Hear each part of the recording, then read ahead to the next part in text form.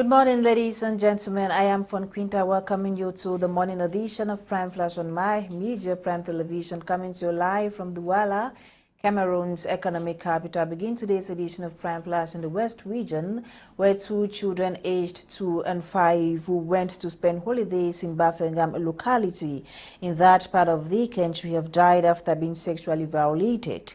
The two kids, identified as Ryan and Rochinelle, were discovered lying unconscious with foam oozing from their mouth. The youngest died on the spot, while her brother Ryan died in hospital. Investigation has been opened to track down the perpetrator of the act.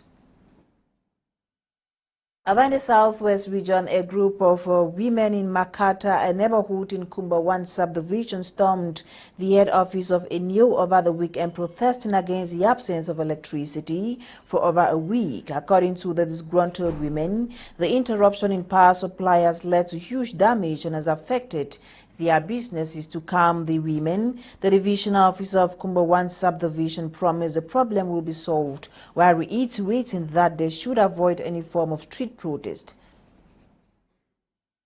Now, sons and daughters of Bonadzibong in Douala 1 subdivision have condemned the retrospection of their land to private individuals after giving it to the state for public use. They marched to the Bonadzibong chiefdom in Akwa to demand answers from their traditional ruler. Dressed in black, they carried placards on streets to express their discontent over the use of their land. Now, the divisional officer of Kambe subdivision, northwest region of Cameroon, has shut down the Ngi market due to insecurity in the area as the armed conflict persists. The information is contained in a communique issued recently as Eileen Samathoses. The divisional officer of Nkambe subdivision, Donga-Mantong division of the northwest region, Nginda Lawrence Chair, released a communique signed on August 4, 2022, closing the Ngi market in Njap village of Nkambe subdivision till further notice. The motive of this move, as stated in the release, is that the said market in recent years has been a rallying ground for terrorists from where they plan and carry out heinous crimes against persons and property, including kidnappings, murders, among others. Ngida Lawrence Chair warned in the communique that any person or group of persons who violate the other will face the heavy hand of the law.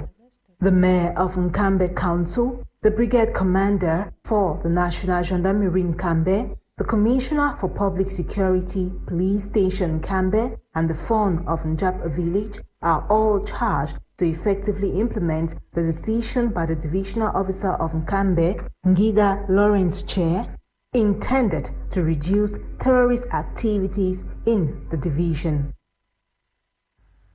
5 alleged drug traffickers aged between 22 and 32 have been arrested by elements of the 1st Gendarmerie region in Yaoundé. The drug traffickers were arrested over the weekend in the Nkomo neighborhood during a raid carried out by law enforcement officials after repeated cases of assault in Yaoundé 4 subdivision. They were apprehended in possession of 32.50 grams of cocaine, cannabis, SIM cards, weapons, among others, while a cannabis farm belonging to them was equally destroyed. Now, the constant sand fetching at the Kribi deep sea is causing acute degradation at the seashore. Experts say the effects could be detrimental to the common man in the long run, as Dolly Ngande tells us. The fear of a natural disaster is increasingly invading the residents of the Ngoyewemie beach in Kribi. Maritime erosion is making great strides, and according to these experts, no concrete action has been taken to prevent a natural disaster in the future. Since the observation was made, the community, on the other hand, has not also taken any action so far to limit the damage. The water is still moving forward, and the sand from this popular beach is still being exploited for the benefit of the urban community.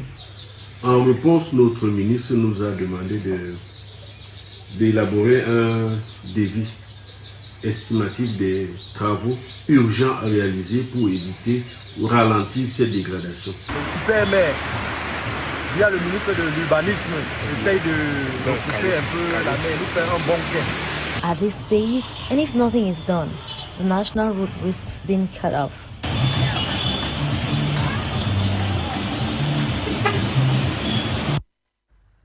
Former students of the Cameroon College of Arts, Science and Technology have been called to embrace unity as they start defining projects to help one another as well as their former school. The call was made over the weekend in Limbe by their national president, Dr. Anufo Kletusa. Southwest correspondent Emmanuel Assi with details.